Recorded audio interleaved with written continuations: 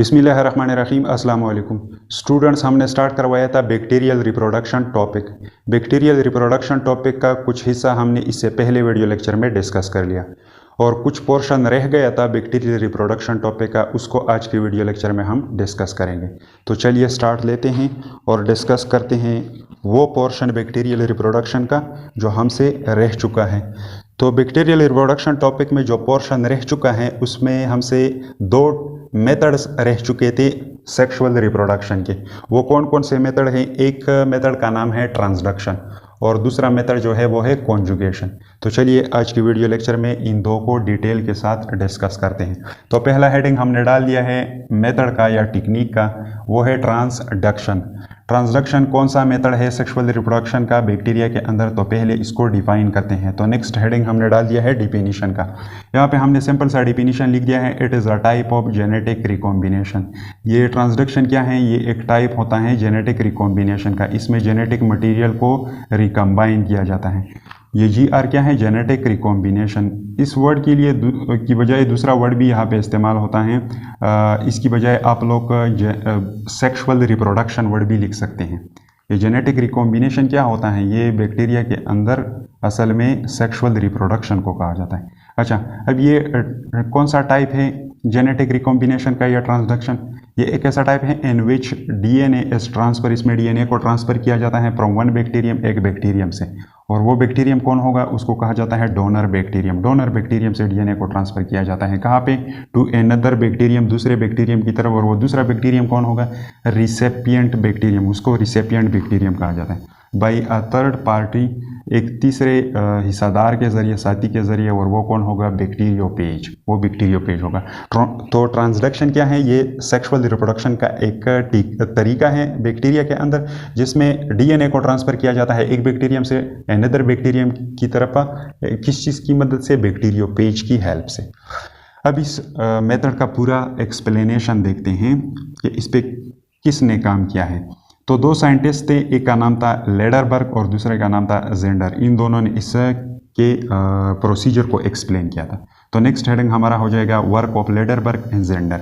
ये दो साइंटिस्ट जो थे इन्होंने इस टेक्निक को या इस मेथड को एक्सप्लेन किया था 1952 में, और इन दो साइंटिस्ट ने इसका पूरा प्रोसीजर एक्सप्लेन किया था दो स्टेप्स के ज़रिए या दो साइकिल्स के ज़रिए। वो साइकिल्स क्या हैं? इन साइकिल्स को लेटेक्स साइकिल और लाइसोजेनिक साइकिल या लेटेक्स स्टेप और लाइसोजेनिक स्टेप्स कहा जाता है। इन दो स्टेप्स या साइकिल के ज़रिए इस पूरे टेक्निक को एक्सप्लेन किया था या इस मेथड को एक्सप्लेन किया था। तो चलिए अब इनको बारी बारी इन स्टेप्स को डिस्कस करते हैं। तो पहला स्टेप हमारे पास हो जाएगा लेटेक्स स्टेप या लेटेक्स साइकिल। पहले इसको डिफाइन करते हैं कि लेटेक्स साइकिल में क्या होता है। तो लेटेक्स साइकिल के अंदर एक वायरस होता है जिसका नाम है bacteriophage. Bacterio means bacteria, phage means eater. तो ये ऐसा वायरस होता है जो बैक्टीरिया को खाता है, बैक्टीरिया को ईट करता है। तो बैक्टीरियोपेज जो है ये अटैक कर लेता है, और किस चीज़ के ऊपर अटैक कर लेता है? बैक्टीरियल सेल के ऊपर। बैक्टीरियल सेल के ऊपर, बैक्टीरियल सेल के ऊपर जब अटैक कर लेता है तो बैक्टीरियल सेल का सारा मेटाबॉलिक मशीनरी जो है उसको हाईजैक कर लेता है, और हाईजैक करने के बाद अपने बहुत सारे कॉपीज़ बना लेता है ये बैक्टीरियोपेज। और फिर लास्ट में क्या होता है? बैक्टीरियल सेल का लाइसिस होता है और न्यू पेजेस जो होते हैं वो रिलीज हो जाते हैं। तो बैक्टीरियल सेल का लास्ट में क्या होता है? लाइसिस होता है, स्प्लिटिंग होता है। अब देखते हैं इसका पूरा एक्सप्लेनेशन इस लेटेक्स स्टेप का। तो नेक्स्ट हेडिंग हमारा हो जाएगा एक्सप्लेनेशन। अब यहाँ पे छोटे छोटे डायग्राम्स हमने बना दिए हैं। इन डायग्राम्स के ज़रिए इसका पूरा प्रोसीजर एक्सप्लेन करते हैं। तो यहाँ पे एक स्ट्रक्चर हमने बना दिया है, this one is page virus या बैक्टीरियोपेज वायरस। तो इसके लिए हमने नाम लिख दिया पेज वायरस। इसके पास अपना जेनेटिक मटेरियल होता है और इस केस में क्या है? DNA। ये रेड कलर वाला स्प्रिंग लाइक स्ट्रक्चर क्या है? This one is DNA। इसके इर्द गिर्द क्या मौजूद होता है? एक प्रोटीन कवर जो हमने रेड कलर से रिप्रेजेंट कर दिया है। ये पेज वायरस जो है बैक्टीरियोपेज, ये अटैक कर लेता है एक बैक्टीरियम के ऊपर, और उस बैक्टीरियम को हमने एक रेक्टेंगुलर स्ट्रक्चर से रिप्रेजेंट कर दिया यहाँ पे, और इस बैक्टीरियम को हमने नाम दे दिया डोनर बैक्टीरियम। ये हो गया डोनर बैक्टीरियम। इसको हमने डोनर बैक्टीरियम का नाम इसलिए दे दिया है क्योंकि ये आगे एक अनदर बैक्टीरियम को अपना जेनेटिक मटेरियल देने वाला है। कौन? ये डोनर बैक्टीरियम। इसलिए इसको हमने स्टार्ट में डोनर बैक्टीरियम का नाम दे दिया। जब ये फेज वायरस इसके ऊपर अटैच हो जाता है तो इसके सेल वॉल में एक होल यहाँ पे क्रिएट कर देता है। और एक एंजाइम के ज़रिए जिसको कहा जाता है लाइसोजाइम एंजाइम। और ये पेज वायरस अपने आप को अटैच कर लेता है बैक्टीरियल सेल के साथ अपने टेल फाइबर के ज़रिए। These are called tail fibre. ये टेल फाइबर के ज़रिए अपने आप को अटैच कर लेता है। जब होल क्रिएट कर देता है तो ये अपना जेनेटिक मटेरियल उतार देता है किसके अंदर, बैक्टीरिया के अंदर। तो ये हो गया page DNA. This one is page DNA. Page ने अपना डीएनए जब उतार दिया तो ये क्या कर देता है, इस बैक्टीरियम का पूरा मेटाबॉलिक मशीनरी हाईजैक कर लेता है। मतलब इख्तियार किस चीज़ के पास आ जाता है, पेज डीएनए के पास। जब इसके पास इख्तियार आ जाता है तो ये क्या कर लेता है, आगे देखो। इस बैक्टीरियम के अंदर, डोनर बैक्टीरियम के अंदर अपना डीएनए भी मौजूद होता है। This one is the circular DNA या क्रोमोसोम ऑफ द बैक्टीरियम। आगे क्या होता है इसको हम एक अनदर सेल के थ्रू डिस्कस करते हैं। तो this one is again donor bacterium और इसके अंदर आ गया है पेज डीएनए। ये क्या है, पेज डीएनए, ये रेड कलर वाला। तो सबसे पहले क्या होता है कि ये पेज अपना डीएनए का रिप्लिकेशन स्टार्ट कर देता है, बहुत सारे मल्टीपल एग्जैक्ट कॉपी बना देता है। कौन, पेज अपने डीएनए का। तो ये बनाया इन्होंने एक कॉपी, ये हो गया दूसरा copy, this one is third one copy. Example के तौर पे एक्सप्लेनेटरी पर्पजेज़ के लिए हमने 3 कॉपीज़ बना दिए। किस चीज़ के, पेज और डीएनए के। और इसके साथ साथ ये पेज डीएनए जो है अपने प्रोटीन भी रिप्लिकेट कर देता है, अपने प्रोटीन भी सिंथेसाइज करता है ताकि न्यू पेजेस जो हैं उनका जो कवर है उससे वो बनाया जा सके। क्योंकि ये प्रोटीन कवर किससे बना होता है, ये प्रोटीनों से बना होता है। तो पेज डीएनए रिप्लिकेट भी हो जाती हैं और अपने ज़रूरत के मुताबिक न्यू पेजेस बनाने के लिए प्रोटीन वगैरह भी सिंथेसाइज कर देता है। अच्छा, ये तो हो गया। बैक्टीरियल डीएनए जो होता है इसको ये पेज डीएनए भी क्या कर देता है, छोटे छोटे टुकड़ों में इसको स्प्लिट अप कर देता है। तो this one is bacterial DNA small fragments. The bacterial DNA के छोटे छोटे फ्रेगमेंट्स हैं। आगे क्या होता है, एक फ्रेगमेंट बैक्टीरियल डीएनए से आ जाता है, ये हो गया, और एक फ्रेगमेंट या एक मॉलिक्यूल पेज डीएनए का आ जाता है और ये दोनों आपस में इकट्ठे हो जाते हैं। और इकट्ठे होने के बाद ये एक स्ट्रक्चर बना देते हैं विच इज कॉल्ड प्रोपेज। इसको फिर प्रोपेज कहा जाता है।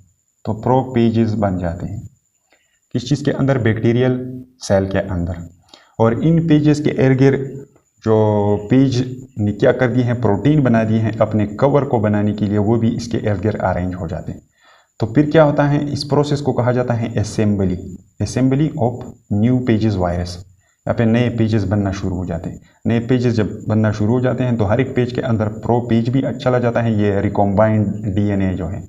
और इसी तरह इनके इर्द गिर्द प्रोटीन को कवर जो होते हैं ये डेवलप हो जाते हैं और इसी तरह न्यू डाटर पेजेस बन जाते हैं किसके अंदर, बैक्टीरियल डोनर बैक्टीरियम सेल के अंदर। आगे क्या होता है, जब ये बहुत सारे बन जाते हैं अप्रोक्सीमेटली अप टू 200 पेजेस जब ये बन जाते हैं तो ये पेजेस क्या करते हैं, इस डोनर बैक्टीरियम का जो सेल वॉल है तो इसको रप्चर कर देते हैं। रप्चर करने के बाद ये बाहर चले जाते हैं, इनका एक फसल रिलीज़ किया जाता है। जैसा कि एक फसल हो गया, एक न्यू क्रॉप रिलीज़ किया जाता है किस चीज़ का, न्यू पेजेस का, और ये बाहर आ जाते हैं। तो यहाँ पे हमने चंद पेजेस बना दिए हैं, दीज आर न्यू पेजेस। तो अब ये पेजेस जो हैं इनके पास क्या है, इनके पास एक अपना डीएनए मटेरियल है और दूसरा क्या है, इस डोनर बैक्टीरियम का डीएनए मटेरियल। यहाँ तक समझ आ गया। यहाँ पे मैंने एक डॉटेड लाइन भी खींच दिया है। यहाँ तक इस पूरे प्रोसेस को कहा जाता है लेटिक स्टेप। इसमें क्या कर देता है, ये बैक्टीरिया पेज डोनर बैक्टीरियम का सेल जो है वो बर्बाद कर देता है, डिस्ट्रॉय कर देता है और अपने बहुत सारी क्या बना देता है, कॉपीज़ बना देता है। तो यहाँ तक समझ आ चुका होगा। अब आगे देखो नेक्स्ट वन क्या है। नेक्स्ट वन जब लेटिक साइकिल कंप्लीट हो जाता है तो दूसरा साइकिल स्टार्ट हो जाता है और ये साइकिल क्या कहलाता है, this one is called lysogenic cycle या लाइसोजेनिक स्टेप। लाइसोजेनिक स्टेप में क्या होता है, पहले इसको थोड़ा सा डिफाइन करते हैं। न्यू पेजेस या नए पेजेस जो बन गए अटैक या हमला कर देते हैं ऑन अ न्यू बैक्टीरियम, एक नए बैक्टीरियम के ऊपर, एंड लाइव इन, और उसके अंदर पे रहते हैं पीसफुल अमन से कोएग्जिस्टेंस, इकट्ठे अमन के साथ रहते हैं और अपने आप को रिप्लिकेट करते हैं। कौन से स्टेप में, लाइसोजेनिक स्टेप में। इसमें बैक्टीरियम सेल को ज़्यादा नुकसान नहीं पहुंचाया जाता। इसमें दोनों क्या होते हैं, बैक्टीरियम सेल का जो डीएनए है वो भी रिप्लिकेट होता है और पेज का डीएनए भी रिप्लिकेट होता है। तो चलिए अब इसका पूरा एक्सप्लेनेशन देखते हैं डायग्राम्स के थ्रू। तो यहाँ पे हमने अगेन चंद डायग्राम्स बना दिए हैं। यहाँ से हमने उठा दिया एक new page, this one is a new bacterio page. अब ये एक ऐसा पेज है जिसके पास अपना डीएनए भी है और डोनर बैक्टीरियम का डीएनए भी। The red one has own DNA and the blue one has the DNA of a donor bacterium. इस पेज के लिए दूसरा नाम टेम्परेट पेज भी यूज़ होता है। टेम्परेट पेज से ये मुराद है कि ये आगे बैक्टीरियम को नुकसान नहीं पहुंचाता, उसके साथ ये पीसफुली रहता है, अपने आप को रिप्लिकेट कर लेता है। अच्छा, तो यहाँ तक हो गया क्या लेटेक्स साइकिल। अब इसके बाद टेम्परेट फेज जो है ये स्टार्ट कर देता है क्या, एक नया स्टेप या साइकिल जिसको कहा जाता है लाइसोजेनिक साइकिल या स्टेप। ये अगेन अटैच हो जाता है एक अनदर बैक्टीरियम के ऊपर जिसको कहा जाता है रिसेपिएंट बैक्टीरियम। इसको हमने रिसेपिएंट बैक्टीरियम का नाम दे दिया। अटैच होने के बाद ये अगेन यहाँ पे होल क्रिएट कर देता है और होल क्रिएट करने के बाद ये अपना जेनेटिक मटेरियल नीचे उतार देता है। तो जेनेटिक मटेरियल में इसका क्या है, ये इसका अपना डीएनए है, पेज डीएनए। ये क्या है, बैक्टीरियम डीएनए का एक टुकड़ा। और ये रिसेपिएंट बैक्टीरियम जो है इसके पास तो अपना डीएनए भी है, तो यहाँ पे इसके पास अपना डीएनए भी है। तो अब आ गया क्या, एक ऐसा सेल जिसके पास 3 जेनेटिक मटेरियल है, एक पेज का डीएनए, एक डोनर बैक्टीरियम का डीएनए और ये इसका अपना डीएनए। समझ में आ रहा है? उम्मीद है समझ में आ रहा होगा। अब आगे क्या होता है, जब ये पेज अपना जेनेटिक मटेरियल यहाँ पे उतार देता है तो यहाँ पे मेटाबॉलिक मशीनरी जो है इस रिसेपिएंट डीएनए का वो हाईजैक नहीं होती। तो क्या होता है, ये इसके साथ हम लिख देते हैं ताकि आसानी हो। This one is P DNA, इसके साथ मैंने लिख दिया पी डीएनए पेज, पी मतलब पेज, और this one is B DNA मतलब donor bacterium DNA, DNA. This one is page DNA, this one is donor bacterium DNA and this one is their own DNA। समझ में आ गया? अब ये तीनों DNS जो हैं यहाँ पे पीसफुली रहते हैं और तीनों क्या करते हैं, अपने आप को रिप्लिकेट करना शुरू कर देते हैं। जब ये अपने आप को रिप्लिकेट करना शुरू कर देते हैं तो आगे क्या होता है, अब आगे देखो। आगे हमने एक अनदर बना दिया है डायग्राम रिसेपिएंट बैक्टीरिया का। तो जब ये तीनों अपना जेनेटिक मटेरियल रिप्लिकेट करना शुरू कर देते हैं तो बाज़ जगह पे ऐसा होता है कि इस रिसेपिएंट बैक्टीरियम का अपना डीएनए, ये हो गया इसका अपना डीएनए ये, और this one is page DNA, इसके साथ मैंने पी डीएनए लिख दिया और इसके साथ मैंने बी डीएनए लिख दिया, मतलब ये डोनर बैक्टीरियम डीएनए है। तो ये तीनों आपस में इकट्ठे हो जाते हैं, रिकॉम्बाइन हो जाते हैं। जब रिकॉम्बाइन हो जाते हैं तो अब ये एक ऐसा बैक्टीरियम है जिसके पास 3 डीएनए मटेरियल मौजूद है। एक इसके पास पेज का डीएनए है, दूसरा इसके साथ डोनर बैक्टीरियम का डीएनए है और एक इसका अपना डीएनए है। जब ये तीनों आपस में इकट्ठे हो जाते हैं तो इसको आप लोग एक अनदर नेम भी कलेक्टिवली यूज़ कर सकते हैं। This one is now called RDNA, recombinant DNA. ये वर्ड भी आप लोग इसके लिए यूज़ कर सकते हैं। तो अब ये बैक्टीरियम जिसके पास रिकॉम्बिनेंट डीएनए है ये आगे चली जाती हैं और डिवाइड होने लगती हैं किस प्रोसेस के थ्रू, बाइनरी फिशन के ज़रिए। BF मतलब बाइनरी फिशन, और बाइनरी फिशन के ज़रिए ये अपने आप से मल्टीपल डाटर बैक्टीरियम्स बनाती हैं। These are 2 daughter bacterium. इसके साथ भी मैंने D लिख दिया, मतलब this one is daughter bacterium, DB shortcut हम लिख देते हैं डाटर बैक्टीरियम। और यहाँ पे एक अनदर वन क्या हो गया, this one is also daughter bacterium. 2 daughter bacterium बन गए। तो अब ये डाटर बैक्टीरियम्स जो हैं इनके पास क्या है, एक पेज का डीएनए है, दूसरा डोनर बैक्टीरियम का डीएनए है और तीसरा इसका पेरेंटल अपना डीएनए है। तो ये इसके अंदर रिप्लिकेट होते रहते हैं। आगे जब ये और बाइनरी फिशन के ज़रिए डिवाइड होती हैं तो ये तीनों इसके अंदर रिप्लिकेट होते रहते हैं। तो ये भी यहाँ पे अपने आप को एक्सप्रेस कर लेता है, ये डोनर वाला भी अपने आप को एक्सप्रेस कर लेता है, अपना डीएनए भी इसका एक्सप्रेस होता है। मतलब जो मटेरियल रिक्वायर होते हैं इनके अंदर, जिन मटेरियल के बारे में जीन मौजूद होते हैं वो ये सारे इस बैक्टीरियम के अंदर प्रोड्यूस होते रहते हैं। तो अब इस स्टेप भी क्या होता है, इस पॉइंट पे टर्मिनेट हो जाता है क्या, लाइसोजेनिक स्टेप। तो उम्मीद है इसका ये पूरा एक्सप्लेनेशन समझ में आ चुका होगा। अब यहाँ ट्रांसडक्शन इसे कैसे एक्सप्लेन किया जाता है। तो ट्रांसडक्शन में क्या था, एक बैक्टीरियम से दूसरे बैक्टीरियम की तरफ डीएनए का ट्रांसफ़र होना। तो this one was the donor bacterium, ये डोनर बैक्टीरियम था, इससे डीएनए मटेरियल ट्रांसफ़र हुआ है किस चीज़ में, रिसेपिएंट बैक्टीरियम के अंदर, ये दिखाई दे रहा है। और ये रिसेपिएंट बैक्टीरियम के अंदर ये डोनर से कैसे ये जेनेटिक मटेरियल ट्रांसफ़र हुआ, ये बैक्टीरियोपेज के ज़रिए ट्रांसफ़र हुआ। तो तो रिप्रोडक्शन असल में क्या होता है? रिप्रोडक्शन में असल ही जेनेटिक मटेरियल का ही एक ऑर्गेनिज्म से दूसरे ऑर्गेनिज्म की तरफ ट्रांसमिशन होता है। तो यहाँ क्या हुआ, एक बैक्टीरियम से दूसरे बैक्टीरियम की तरफ डीएनए का ट्रांसफ़र हुआ है और इसी को हम नाम देते हैं ट्रांसडक्शन टेक्निक। और ये सेक्सुअल रिप्रोडक्शन का एक मेथड है, किस चीज़ में? बैक्टीरिया के अंदर। तो उम्मीद है ये मेथड समझ में आ चुका होगा। अब इसके बाद नेक्स्ट वन मेथड जो है कॉन्जुगेशन। तो चलिए अब इसको डिस्कस करते हैं। तो कॉन्जुगेशन को पहले डिफाइन करते हैं कि ये कौन सा मेथड है। A type of genetic recombination, ये भी जेनेटिक रिकॉम्बिनेशन का एक टाइप है, किस्म है, in which DNA from one bacterium, जिसमें डीएनए को एक बैक्टीरियम से ट्रांसफर किया जाता है टू अनदर बैक्टीरियम, दूसरे बैक्टीरियम की तरफ बाई साइटोप्लाज्मिक ब्रिज, एक पुल के जरिए, जिसको साइटोप्लाज्मिक ब्रिज कहा जाता है, या इसके लिए दूसरा नाम कॉन्जुगेटिंग ट्यूब यूज़ होता है। तो एक बैक्टीरियम से दूसरे बैक्टीरियम की तरफ जेनेटिक मटेरियल को ट्रांसफ़र किया जाता है कंजुगेटिंग या साइटोप्लाज्मिक ब्रिज के थ्रू। अब इसका पूरा एक्सप्लेनेशन देखते हैं और देखते हैं कि इसके ऊपर कौन से साइंटिस्ट थे जिन्होंने काम किया था। तो अगेन दो साइंटिस्ट हैं, वर्क लेडरबर्ग एंड टेटम। वहाँ पे लेडरबर्ग था और यहाँ पे भी लेडरबर्ग हैं। वहाँ पे उसके साथ जेंडर था, यहाँ पे इसके लेडरबर्ग के साथ इस टेक्निक में क्या है? टेटम है। तो इन दो साइंटिस्ट ने काम किया था एक बैक्टीरिया के ऊपर जिसका नाम है ई कोलाई बैक्टीरिया। कब काम किया था? 1946। लेडरबर्ग और टेटम ने ई कोलाई बैक्टीरिया के ऊपर काम किया था 1946 में, और इन्होंने कंजुगेशन का टेक्निक एक्सप्लेन किया था। अच्छा, नेक्स्ट वन हेडिंग हो जाएगा प्रोसीजर। अब देखते हैं कि इन दो साइंटिस्ट ने इस पर कैसे काम किया था, इनका पूरा प्रोसीजर डिस्कस करते हैं। तो चलिए स्टार्ट लेते हैं और इन डायग्राम्स के थ्रू इसका प्रोसीजर देखते हैं। तो ई कोलाई बैक्टीरिया जो था उन्होंने ले लिया किस चीज़ में? एक डिश में। तो ये हो गया एक डिश, एक बर्तन, और इसमें इन्होंने ले लिया ई coli bacteria. This one is E coli, this one is E coli. और ई कोलाई जो था ये चंद मटेरियल सिंथेसाइज कर रहा था जो कि इसके लिए ज़रूरी होता है, इसके लाइफ के लिए ये मटेरियल ज़रूरी होते हैं। मतलब ई कोलाई बैक्टीरिया जो है उसको अपना ज़िंदगी गुजारने के लिए कुछ मटेरियल रिक्वायर होते हैं, और वो मटेरियल कौन से हैं? वो 4 मटेरियल हैं। तो ये 4 मटेरियल जो है ये ई कोलाई बैक्टीरिया इसको सिंथेसाइज करती है। एक मटेरियल इसमें है बायोटीन। बायोटीन एक विटामिन है, इसको आमतौर पे विटामिन B7 भी कहा जाता है। ये ई कोलाई बैक्टीरिया सिंथेसाइज करता है। इसके अलावा एक अमीनो एसिड है जिसका नाम है मेथियोनिन। मेथियोनिन बनाता है कौन? E coli. एक अनदर अमीनो एसिड है तीरोनिन। तीरोनिन अमीनो एसिड बनाता है। और लास्ट वन एक अनदर अमीनो एसिड है जिसका नाम है ल्यूसीन। ये 3 अमीनो एसिड बनाता है कौन? और एक विटामिन B7 कौन? ई कोलाई बैक्टीरिया। और ये सारे ज़रूरी होते हैं ई कोलाई को अपना नॉर्मल लाइफ लीड करने के लिए।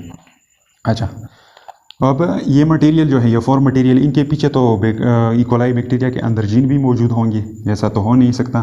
तो हम एज्यूम करते हैं कि इसके अंदर जो जीन मौजूद है वो कुछ ऐसे हैं। एक है बी जीन बायोटीन बनाने के लिए, दूसरा हमने लिख दिया है एम मतलब मेथियोनिन अमीनो एसिड को तैयार करने के लिए जो जीन रिक्वायर है। थर्ड वन है थीरोनिन के लिए टी, और ल्यूसीन के लिए हमने एल लिख दिया। यहाँ तक समझ आ चुका होगा। अब आगे देखो, आगे क्या हुआ कि ई कोलाई बैक्टीरिया जो थे इनसे पास किया गया शॉर्ट वेव रेडिएशन, इनसे गुजारा गया short wave radiation. Short wave radiation क्या होते हैं? ऐसे रेडिएशन जिसका वेवलेंथ बहुत छोटा हो, जैसा कि एक्सरे। इन्होंने एक्स रेज पास किए किस चीज़ से? ई कोलाई बैक्टीरिया से। This one is represent the x ray machine. जब एक्स रेज इससे पास किए ई कोलाई बैक्टीरिया से, तो इन्होंने बना दिए क्या? 2 type of mutant E coli bacteria. 2 किस्म के ई कोलाई बैक्टीरिया इन्होंने बनाए। कैसे? एक को उन्होंने नाम दे दिया M1 मतलब दिस इज म्यूटेंट टाइप 1, और दूसरा उन्होंने बना दिया म्यूटेंट टाइप 2। यहाँ पे एक्सप्लेनेटरी पर्पसेस के लिए हमने एक एक बैक्टीरिया एक डिश के अंदर बना दिया है, लेकिन ये क्या होंगे? मल्टीपल होंगे। लेकिन एक्सप्लेनेटरी पर्पसेस के लिए हम यहाँ पे क्या करते हैं? एक एक बैक्टीरिया को ड्रा करने जा रहे हैं। तो एक म्यूटेंट टाइप ऐसा था जो बना रहा था बायोटीन को और मेथियोनिन को। एक टाइप ऐसा बनाया गया, एक म्यूटेंट टाइप। मतलब इसके अंदर जो ये 2 जीन थे T एंड L, ये क्या कर दिए गए? ये डिस्ट्रॉय किए गए, ये ख़राब किए गए। किस चीज़ के ज़रिए? एक्सरेज के ज़रिए। और दूसरे ऐसे म्यूटेंट टाइप बनाया गया एक्सरेज के ज़रिए जिसके पास जीन थे T और L, threonine and leucine amino acid को बनाने के लिए। मतलब ये पहले 2 जो थे बायोटीन और मेथियोनिन, ये नहीं बना सकता था। तो ऐसे 2 टाइप बना दिए किस चीज़ के? बैक्टीरिया के। कौन से बैक्टीरिया के? ई कोलाई के। तो अब आगे देखो, आगे उन्होंने किया। तो आगे उन्होंने ऐसा किया कि ये टाइप 1 म्यूटेंट टाइप 1 और म्यूटेंट टाइप 2 जो है, इन दोनों को उन्होंने मिक्स कर दिया एक डिश के अंदर। This one is again is a dish and इसके अंदर मिक्स कर दिया है mutant type 1 and mutant type 2। इन दोनों को क्या कर दिया गया, मिक्स कर दिया गया। मिक्स जब मिक्स करवाया गया तो इसको फिर एक मीडियम भी प्रोवाइड किया गया। मीडियम मीन्स इसके लिए न्यूट्रिएंट भी प्रोवाइड किया गया। न्यूट्रिएंट, अब ये न्यूट्रिएंट्स में क्या शामिल था? न्यूट्रिएंट्स में ये 3 चीज़ें शामिल थे, ग्लूकोज मॉलिक्यूल, इनऑर्गेनिक साल्ट और अमोनिया। ये तीनों चीज़ें इसके अंदर डाल दिए गए। जब डाल दिए गए तो अब आगे क्या हुआ? इब्तिदा में तो यहाँ पे कोई मटेरियल नहीं था, न बायोटीन था, न मेथियोनिन था, न थिरोनिन था और न ल्यूसीन था। लेकिन जब इनको छोड़ा गया कुछ वक्त के बाद, तो बाद में लेडरबर्ग और टैटम जो थे वो हैरान रह गए, वो ताजुब में पड़ गए। वो कैसे? वो इसलिए ताजुब में पड़ गए कि यहाँ पे बैक्टीरिया जो थे, इकोलाई बैक्टीरिया, ये 2 म्यूटेंट टाइप जो इन्होंने डाल दिए थे, इन्होंने क्या कर दिया, इन्होंने रिप्लिकेशन स्टार्ट कर दिया और बहुत सारे क्या बना दिए, कॉलोनीज़ बना दिए, बैक्टीरियल कॉलोनीज़ बना दिए। जब बैक्टीरियल कॉलोनी बनाए गए तो बाद में लेडरबर्ग और टैटम जो था, इन्होंने जब देखा तो इसके अंदर 4 किस्म के बैक्टीरिया पाए जाते थे। अब वो कौन कौन से थे, तो चलिए अभी इनको डिस्कस करते हैं। तो इन कॉलोनीज़ में कुछ ऐसे बैक्टीरिया थे जो बना रहे थे क्या, बायोटीन एंड मेथियोनिन। कुछ ऐसे इकोलाई बैक्टीरिया थे। तो चलो इसको हमने नाम दे दिया म्यूटेंट टाइप 1। ये तो वही क्या है, म्यूटेंट टाइप 1 है, वही है, और ये बना रहा है बायोटीन एंड मेथियोनिन। दूसरा जो था, उन्होंने कुछ ऐसे बैक्टीरिया भी इसके अंदर पाए जो बना रहे थे थिरोनिन एंड ल्यूसीन। इनको उन्होंने नाम दे दिया M2 म्यूटेंट टाइप 2। लेकिन कुछ ऐसे बैक्टीरिया भी यहाँ पे उन्होंने पाए कि बना रहे थे आल प्रोडक्ट, तमाम चीज़ें बना रहे थे, ये देखो, और इनको उन्होंने नाम दे दिया म्यूटेंट टाइप 3। इसके पास क्या है, ऐसे जीन है, बी जीन है बायोटीन के लिए, मेथियोनिन के लिए, थिरोनिन के लिए, ल्यूसीन के लिए। तो ये आल मटेरियल बना रहे थे। और इसके अलावा कुछ ऐसे भी थे जो कि कुछ नहीं बना रहे थे। तो ये आ गया रिजल्ट। अब आगे देखो, यहाँ तक तो कोई कन्फ्यूजन नहीं है कि म्यूटेंट टाइप 1 इसके अंदर पाया जाता है, 2 मटेरियल बना रहा है, और म्यूटेंट टाइप 2 इसके अंदर पाया जाता है, ये भी 2 मटेरियल बना रहा है। यहाँ तक तो कोई मुश्किल नहीं है, क्योंकि यहाँ से ये अंदाज़ा लगाया जा सकता है कि ये 2 तो हमने मिक्स किए थे, इसलिए ये 2 यहाँ पे मौजूद है और ये मटेरियल बना रहे हैं। लेकिन अब कन्फ्यूजन यहाँ पे है कि एक ऐसा टाइप ही इसके अंदर पाया जाता है जो कि सारे मटेरियल बना रहा है, चारों के चारों मटेरियल बना रहा है, और कुछ ऐसे भी हैं जो कि कुछ नहीं बना रहे हैं। तो अब ये सारे के सारे और कुछ भी जो नहीं बना रहे हैं, ये कहाँ से आ गए? तो बाद में जब देखा गया माइक्रोस्कोपिकली, तो देखा गया कि कुछ बैक्टीरिया जो थे इकोलाई, उनके बीच में एक ट्यूब एराइज होता था, और उस ट्यूब के ज़रिए क्या होता था, बैक्टीरिया एक बैक्टीरियम से दूसरे बैक्टीरियम की तरफ अपना जेनेटिक मटेरियल ट्रांसमिट कर रहा था। तो इस प्रोसेस को बाद में नाम दिया गया कॉन्जुगेशन। तो चलिए अभी इसका पूरा कंक्लूजन यहाँ पे एक छोटे से डायग्राम के थ्रू देखते हैं। तो यहाँ पे अगेन हमने हेडिंग डाल दिया है कंक्लूजन का। यहाँ पे हमने लिया हुआ है एक बैक्टीरियम, और यहाँ पे अगेन हमने लिया हुआ है एक बैक्टीरियम। एक को हम एज्यूम करते हैं this one is B dash, और वो सिंपली बी हो जाएगा। यहाँ पे हमने कैसे बैक्टीरिया मिक्स किए थे, एक था BM वाला और एक था TL वाला। तो इसको मैं एज्यूम करता हूँ कि क्या है, BM वाला है और दिस वन इज TM वाला। तो ये 2 हमने डाल दिए थे। तो अब ये लास्ट 2 जो प्रोड्यूस हो चुके हैं, इसको उन्होंने नाम दे दिया म्यूटेंट टाइप 4, ये हो गया म्यूटेंट टाइप 4। तो ये 2 कैसे बन गए? तो उन्होंने कहा कि यहाँ पे क्या होता है, एक ट्यूब एराइज होता है एक बैक्टीरियम से दूसरे बैक्टीरियम की तरफ, और दोनों आपस में अटैच हो जाते हैं। And this one tube is called conjugating tube, या इसको क्या कहा जाता है, साइटोप्लाज्मिक ब्रिज। और ये कॉन्जुगेटिंग ट्यूब जो होता है, ये असल में पाइलस ही होता है। जो हमने बैक्टीरिया का स्ट्रक्चर जब हम डिस्कस कर रहे थे तो वहाँ पर हमने पढ़ लिया था। तो उन्होंने ये एक्सप्लेन किया कि यहाँ से क्या होता है, ये जेनेटिक मटीरियल जो होते हैं, यह ट्रांसफ़र होता है इस दूसरे बैक्टीरियम की तरफ, और ये आ जाता है यहाँ पे। तो यहाँ पे BM तो वैसे भी मौजूद था, TL भी आ गया, तो इससे बन गए ये म्यूटेंट टाइप 3। और ये इसमें तो कुछ भी नहीं रहा, तो ये बन गया है म्यूटेंट टाइप 4। तो ये म्यूटेंट टाइप 4 इसलिए कुछ नहीं बना रहा है कि इसके पास कोई जीन वगैरह नहीं है, इसने अपना जेनेटिक मटेरियल बेच दिया है और ये क्यों टोटल बना रहा है, क्योंकि इसके पास इस म्यूटेंट टाइप और से जीन आ चुके हैं। तो this method is called conjugation. उम्मीद है अब इसका ये पूरा प्रोसेस समझ में आ चुका होगा।